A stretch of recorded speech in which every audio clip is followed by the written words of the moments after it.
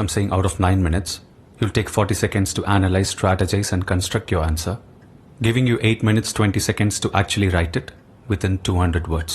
Do you understand? இது உனக்கு ரொம்ப ஈஸியா தோணுச்சுல Manoj Kumar Sharma. I don't mean to demean you. ஆனா உன்னால முடியாது. நாளை என்றும் நம் கையில் இல்லை, நாம் யாவும் தேவன் கை